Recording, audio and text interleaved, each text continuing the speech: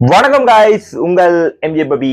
என்னடா நடந்துச்சு இந்த சிஎஸ்கேக்கு? 5 கப் அடிச்ச ஒரு டீம் கடந்த 3 வருஷமாக சொதப்பி கொண்டே இருக்காங்க. பாயிண்ட்ஸ் டேபிள்ல இறுதி பட்டியலையே போய் கொண்டிருக்காங்க. அப்படிதான் சொல்லணும். ஆர்சிபியா சிஎஸ்கே ஆண்ட ஒரு போட்டியல் எல்லாம் சிஎஸ்கே டீம் ஆர்சிபியை வச்சு செஞ்ச காலங்கள் எல்லாம் போய் இப்ப ஆர்சிபி சிஎஸ்கே வச்சு செய்யற காலமா மாறிச்சு. இந்தியா போட்டி 250 ரன். பில்ஷால்ட்டும் விராட் கோலியும் ஆரம்பம் அதிரடியாக கொடுத்திருந்தாங்க. விராட் கோலி 28 ஓட்டங்கள், பில்ஷால்ட் 46 ஓட்டங்கள் கிட்ட அடிச்சிருந்தாங்க. அதுக்கு பேர்ந்து வந்த படிக்கல் 50 ஓட்டம், அதுக்கு பேர்ந்து வந்த பட்டிதர் அருமையான கேம். ஒரு அணித்தலைவர் இப்படித்தான் ஆடணும். ஏற்கனவே இருந்த ஆர்சிபி டீமை விட இந்த புது ஆர்சிபி டீம் இந்த வேறுபாடுகள் கணக்கு இருக்கு. விராட் கோலி, டிவிலியர்ஸ், கிறிஸ்கெயில்,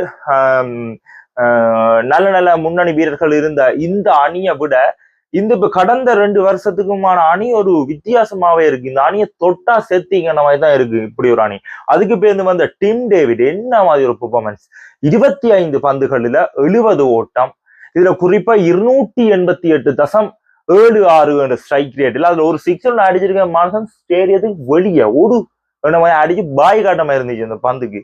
உண்மையாவே சிஎஸ்கே அணி கம்பேக் கொடுக்கலுமா, ஏலாதா என்ற கேள்விகள் பல விஷயமாகவே இருக்கு. இந்த 250 ரன் ஆர்சிபி கொடுத்த ஒரு திருப்பு முனையாகவே இருந்துச்சு சிஎஸ்கேக்கு.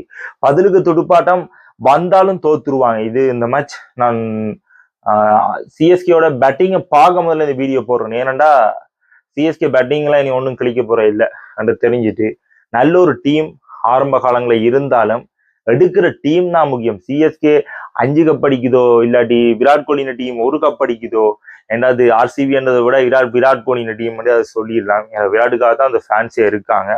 சரி, அது ஒரு கடம் இருந்தாலும் நீங்க சொல்லுங்க, சிஎஸ்கே இந்த டீம் அந்த டீமோட ஒப்பிடையலாது தான் சொல்லணும். அதே மாதிரி விராட் கோலி இந்த டீம் ஆர்சிபி டீமானது அந்த பழைய டீமை விட இந்த டீம் இன்னும் பலமா இருக்கு. என்னதான் கிறிஸ்கெயில் மாதிரி அற்புதமான துடுப்பாட்ட வீரர்கள் இருந்தும் அந்த டீமுக்கு இந்த டீம் ஒப்பிடையலாது.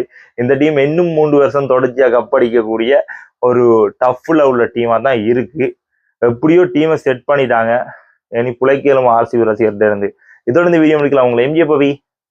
டாடா.